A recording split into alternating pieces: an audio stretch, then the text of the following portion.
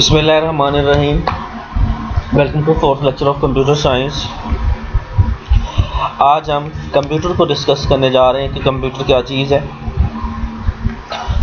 सबसे पहले हम कंप्यूटर को समझने से पहले एक उसकी छोटी सी मिसाल देखते हैं कि जो कंप्यूटर है, बहुत सारे लोग कहते हैं कि कंप्यूटर इंसान को देख के बनाया गया है। तो इसका मतलब ये है कि जैसे इंसान का इंफ्रास्ट्रक्चर काम करता है, जैसे इंसानी बॉडी काम करती है, वैसे कंप्यूटर भी काम करता होगा। अब इंसान कैसे काम करता है? सारा जो काम है कंप्यूटर का, वो इंसान के दिमाग के प्रोसेस को देख के उसको फॉलो किया गया है।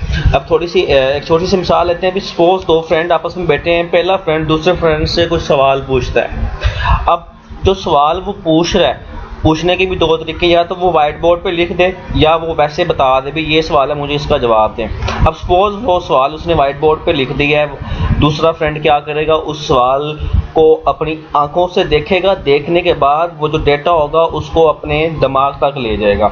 लेके जाने के बाद उस सवाल के ऊपर गौर व फिक्र करेगा, कुछ देर सोचेगा कि इसका जवाब क्या है। सोचने के बाद, जवाब ढूंढने के बाद वो वापस अपने दोस्त को एक जवाब दे देगा। लो, इतनी सी जो मिसाल है वो पूरे कंप्यूटर को डिफाइन करती है। कैसे डिफाइन करती है? फिर कंप्यूटर भी सेम वैसे ही है, लेकिन सिर्फ फ़र्क इतना है कि ये इलेक्ट्रॉनिक मशीन है, करंट से चलती है। सेम कंप्यूटर जिस तरह इंसान डेटा एक्सेप्ट कर रहा है, वैसे कंप्यूटर भी डेटा एक्सेप्ट करेगा। सही है। फिर उसके बाद उसके ऊपर सोचेगा, सेम जिस तरह आपके दूसरे फ्रेंड ने सोचा। सोचने के बाद वो आपको जवाब देगा और उसको हम कहते हैं इंफॉर्मेशन देना, एक यूजफुल इंफॉर्मेशन देना। अब वो बाद में चाहे तो वो चीज़ दिमाग में भी स्टोर हो सकती है, इस तरह हमारा कंप्यूटर भी उसको स्टोर करता है। तो आप सिंपली कह सकते हैं कि कंप्यूटर एक ऐसी इलेक्ट्रॉनिक मशीन है जो किसी भी डेटा को इनपुट करवाती है या एक्सेप्ट करती है, फिर उसको ऊपर प्रोसेस करती है और फिर उसको एक यूजफुल इंफॉर्मेशन में तब्दील कर देती है। तो this is called computer. Now we come to the parts of computer. There are two parts of computer, hardware and software.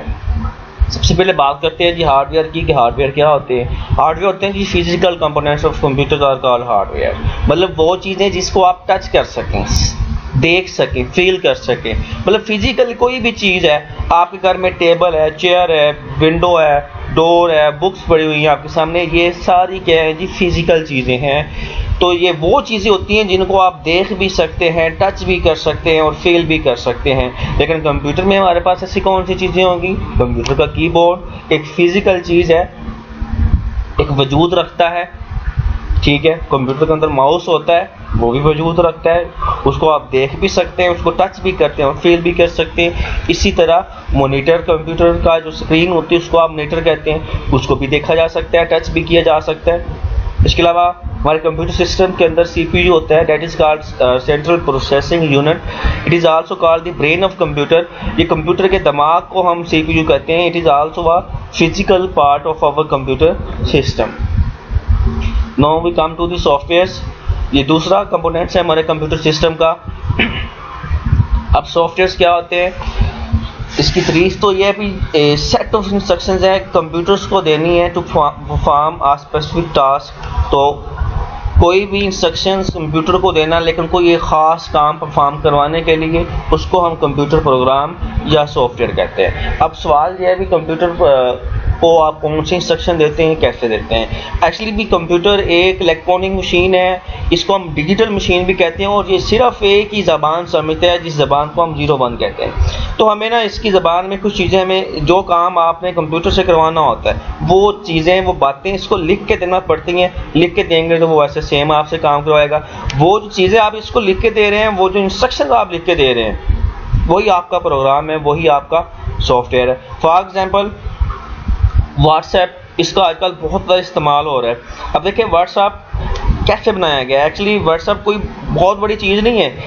Computers के अंदर इसकी इंस्ट्रक्शंस लिख के दी गई हैं कि आपने कॉल ऐसे करवानी है, आपने मैसेज ऐसे करवाना है, आपने वॉइस मैसेज ऐसे करवाना है। ये सारी बैकग्राउंड पे इंस्ट्रक्शंस कोड हैं, सिर्फ एक ज़बान के अंदर लिख के समझाया गया है हमारे कंप्यूटर सिस्टम को। तो उसी को आपने एक नाम दे दिया व्हाट्सएप। अब यहाँ पे एक लफ्ज़ और भी आया, स्पेसिफिक टास्क का।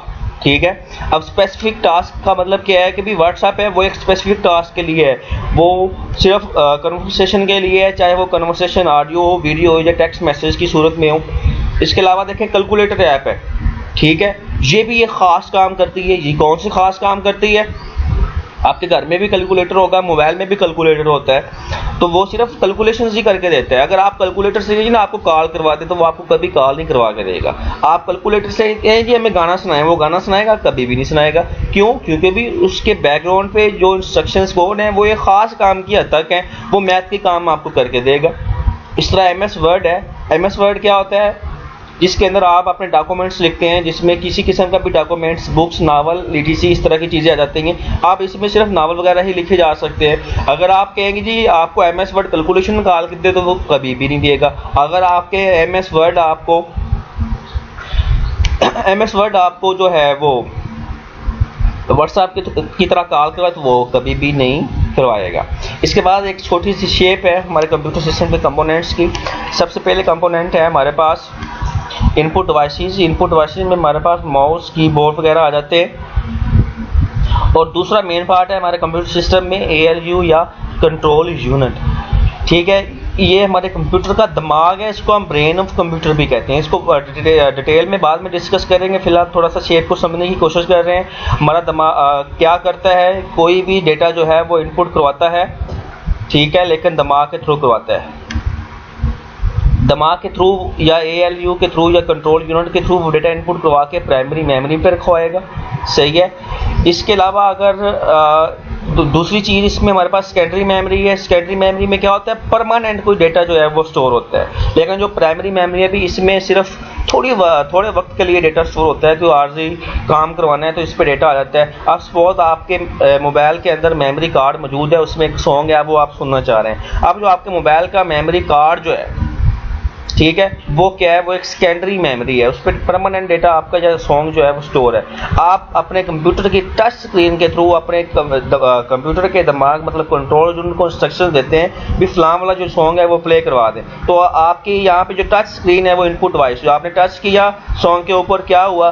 तो सेकेंडरी मेमोरी से उस सॉन्ग को उठा के कहाँ पे लेके गए हम? कंट्रोल यूनिट के सेकेंडरी मेमोरी से वो सॉन्ग जो है वो कॉपी हुआ है। कॉपी होने के बाद सीधा कंट्रोल यूनिट के थ्रू आया है प्राइमरी मेमोरी के ऊपर। और प्राइमरी मेमोरी पे आने के बाद ये देखें, सेकेंडरी मेमोरी पे वो सॉन्ग पड़ा हुआ है, यहाँ से वो है इसके थ्रू यहाँ पे प्राइमरी। और यहाँ पे कंट्रोल यूनिट क्या करेगा? तरतीब से उस सॉन्ग को आस्ता आस्ता जिस सीक्वेंस में वो स्टोर होता है उसको आउटपुट डिवाइस के ऊपर जो है वो शो करवा देगा। सही है।